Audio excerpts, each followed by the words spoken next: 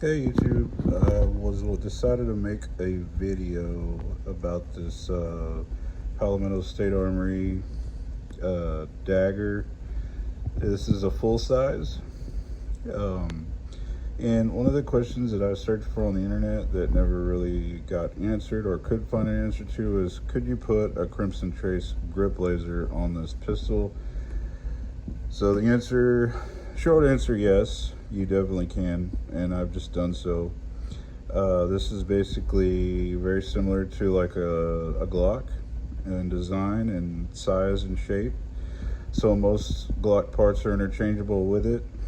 The grip is slightly different from its Glock competitor, or I should say maybe this is the competitor to the Glock. I have nothing against Glocks. I own them, I love them. Definitely trust my life to them. Carried them for work before. Hunted with them. You name it. I don't have any ill feelings towards Glocks at all. I went with this saber because I wanted to toy around with it, and I thought if I made some kind of a mistake, it wouldn't be as costly as if I'd spent the money on the actual Glock. So it worked out. I really like this a lot, and I did make a few mistakes, and I've only had a couple of little issues, but they weren't necessarily the gun's fault. It was my fault. So I'll go over that, and we'll talk about this laser, so that if this is something you would like to do, you can install it on your dagger as well. Okay, so I guess I'll talk about what I have here with this PSA Dagger and what I've done to it, and kind of the issues that I've had, or the mistakes that I've made basically, and what I've learned with this firearm. First of all, I really like it. It's affordable, good price point, seems to be really good quality.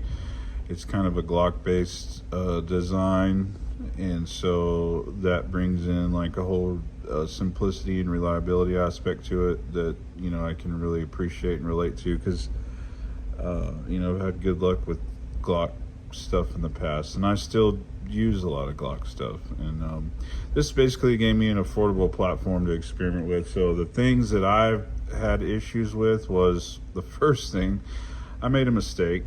I ordered this with a doctor cut. I had never owned a pistol with any kind of an optic or an optic cut, so I had no idea about how that worked. And I had originally purchased this Holosun sight to go on one of these, and only after I purchased the dagger did I realize I had ordered the wrong slide cut for my Holosun. So that's how I ended up with this Cobra X Pro, which I don't really regret having it. It's a good sight as well. It's a decent sight and affordable, works fine. And it gave me an entry into, having a pistol with an optic on it. So it worked out, but hindsight, I should have ordered the RMR cut to fit the Holosun, lesson learned. So that was a mistake I made. This second thing's not really a mistake, it's just learning and figuring out about how this whole deal works together. I put a Harrington Arms compensator on this dagger, and it's a very nice compensator. Fits very good, looks nice, and improves the shooting dramatically of the pistol itself. Problem that I have with it is, and this is just my own inexperience with any kind of a Glock based design, I've never really dealt with any of these, any kind of Glock pistol or Glock based design pistol with a compensator or a suppressor. And so what happened is, I put all this together, went to the range, I was all excited, and it didn't want to cycle. And I was shooting 115 grain ammo, and a buddy of mine said, here, try this, and I shot some 147 grain ammunition, and it cycled fine. So in order for me to run like 115 grain like practice ammunition. With this compensator, I need to basically replace my recoil spring with a lighter pound version recoil spring in order for this to work properly, right? Because the compensator reduces the recoil and flip and everything, so therefore, you know, it would make sense you need to lower your spring pressure to accommodate that, which I wasn't aware of. And you know, live and learn, right? That's what this whole thing was about. So those two things are issues that are on me. The only actual issue that I've had with this Dagger is the front sight came loose on me. I've never touched it. I guess it wasn't Loctited from the factory. I'm not really too sure. That's the only thing with this Dagger that I've had an issue. And so I'll need to remove this compensator and pull the slide off and either tighten that, which I'm just going to order a set of night sights. These are, you know, nice to co-witness, but night sights would help me see them even better. So I'm just going to replace them all together and go on down the road with it. And I've added this TLR1 light, which is very nice and bright. I put some kind of a trigger in here. I don't really recall what trigger I put, but it's very nice. It's got a nice pull, much lighter weight than the original one. I'm very happy with it. And then I put this Ghost. I have really big hands, so this extended mag release definitely helps me, because I can't even, like, here's a Glock that has the factory release, and like I literally can hardly even feel that. So it's hard for me to, I'm gonna end up replacing this with an extended mag release. I always do that on any kind of a Glock or most pistols, just because my hands are so big, it helps. And then this is also, I believe this is the Harrington Arms magwell for this Dagger, and it really helps me. Also, again, I have larger hands, so even with a magwell, my hand overhangs a little bit. So the extra material there is very welcome for me. It definitely fits better with the magwell and feels better to me in the magwell, 110%. So I would recommend this, and the finish almost perfectly matches the rest of the frame, so it's like really nice. I like it a lot. Then the last thing that I did was getting onto the whole topic of why I was posting this, is to put the Crimson Trace laser on one of these daggers. That, yes, it can be done. And in some ways, this Crimson Trace fits better on the Dagger than it even does the Glock, and then in other areas it does not. And so I'll go over that real quick. If you look at this fitment around the back end of this Dagger, it's a pretty tight fit. It's pretty tight, it's pretty snug. It fits very well up in that area. Especially when you compare it to a Glock. There's a Glock, and there's quite a bit of leeway around this Glock, and this laser is specifically made for a Glock. So in that area, it really fits the Dagger better. And in order to fit this on here, you do have to fit this laser yourself onto the Dagger frame. As you know, there's a dovetail that from the factory that sticks out about that far. And here is a Glock that has kind of a stock looking dovetail. And so in order for this to work on the Dagger, I just took an orbital sander and just cut that dovetail down, and the laser went right on. That's all I had to do to fit this laser on the Dagger. Now, the areas that the laser did not fit as good as the Glock is right here along the edge of this laser. You can see there's just a little more gap in it than there would be on the Glock, right? It's a little snugger, and not much, just a little bit.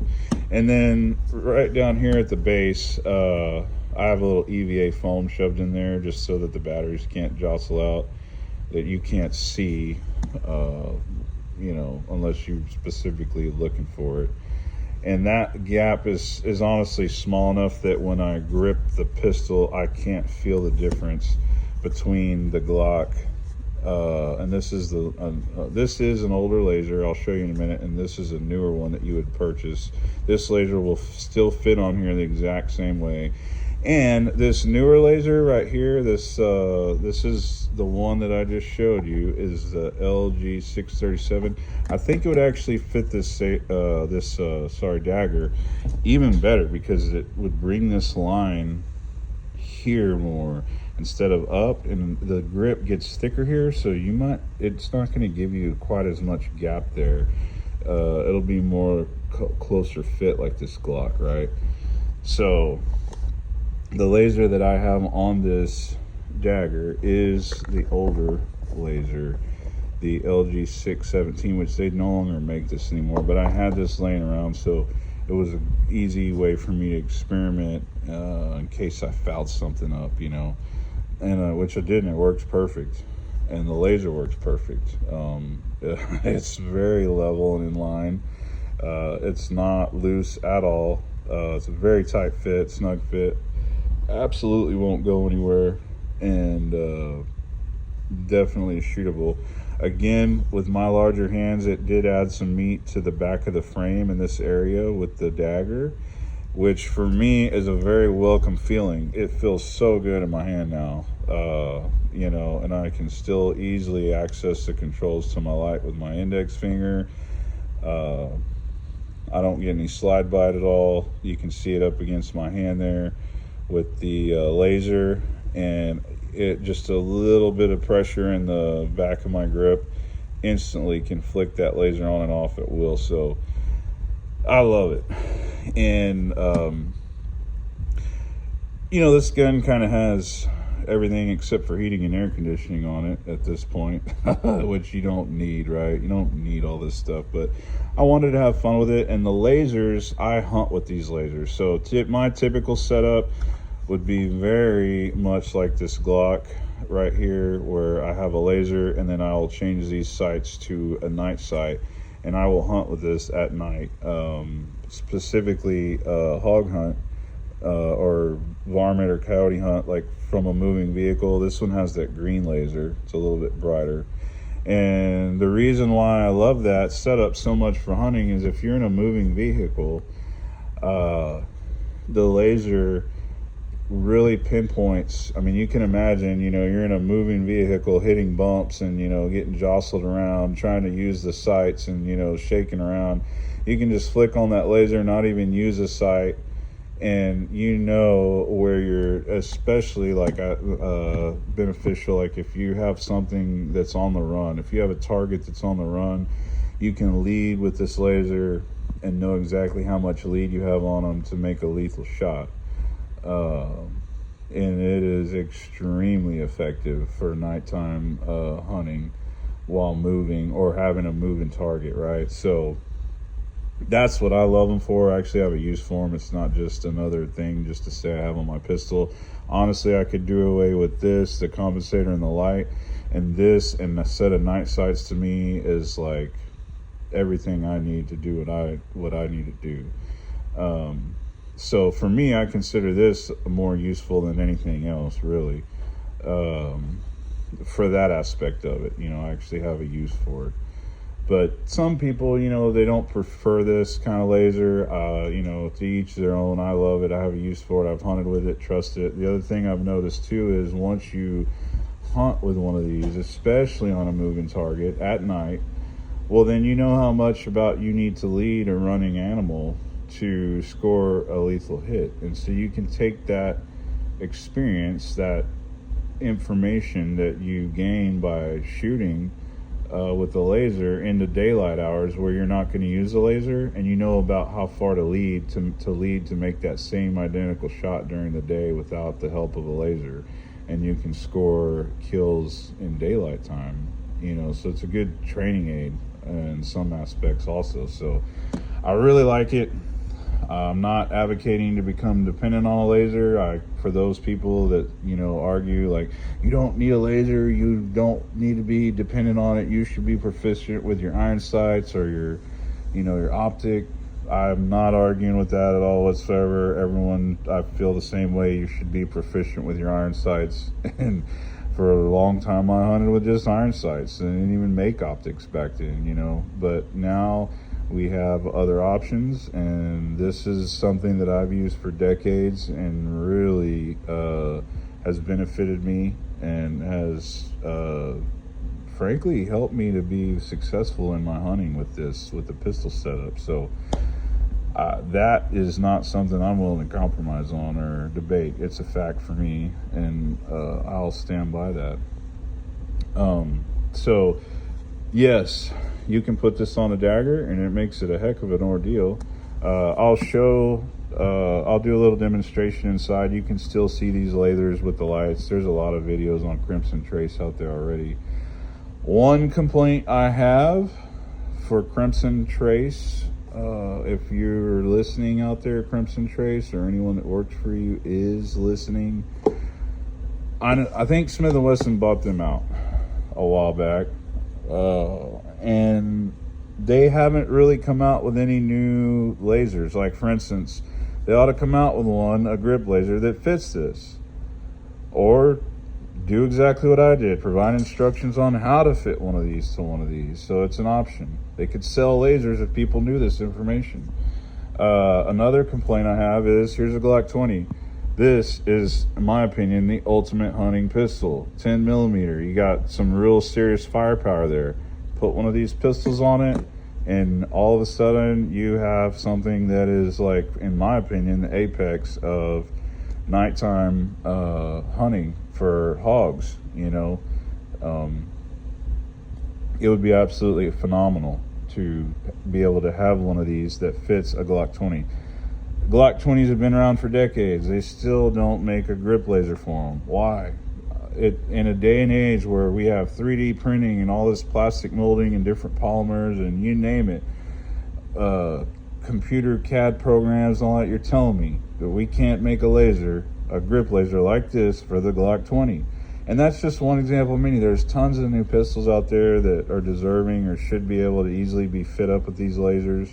And for those of us that use them and advocate them and actually can prove their use and show how successful having one of these is, it's frustrating, because I would love to have one of these on some other firearms that I have, and they just don't, unfortunately, they don't fit. And so, we resort to other things that aren't as satisfying, like other lasers that don't operate the same. And this is very nice because, it flicks on so easily. You don't want it, you don't turn it on. I mean, you're in control, and I love that about it. So, put yourself in a hunting situation with this laser, and you have to push something up here and turn it on ahead of time before you aim, and then some animal sees it and freaks out and runs, and you don't get a shot. Come on, like, this is way better setup. You can get your line of sight set up and your aim point pretty close, and then turn it on and make a very fast shot. So this is where it's at for me. I don't know, maybe people have different opinions, but like I said, I've used this extensively running, and it's been something that I depend on. So anyways, hopefully that helps people. If you want to put one of these on your Dagger, absolutely. I will say the Dagger Micro, it won't. I mean, that's like a 43X Glock kind of, right? So until, again, Crimson comes out with a laser for the 43X, a grip laser, which I don't think they have. So there again, I'm complaining, like, come on, let's go, get on board with the new stuff, Wouldn't you think one of the modern day ultimate carry pistols would be even more ultimate if it had something like this on it? I do. So wake up call for Crimson Trace. Hopefully that reaches someone. Anyhow, thanks for watching. Hope this helps. Hope you found it interesting. Hope you liked it. Hope it's cool, something different. So with that, I'll show you what the laser looks like, and we'll call it a video. So thank you. Alright, so here is the weapons light, TLR1 on, and there's a laser. So you can definitely see the laser and with your flashlight on. And you turn it off, there's what it looks like without it. So that's just the camera giving you a dual reflection there. It's not the laser cell. So there you go. I'll give you an idea what it looks like with and without the light.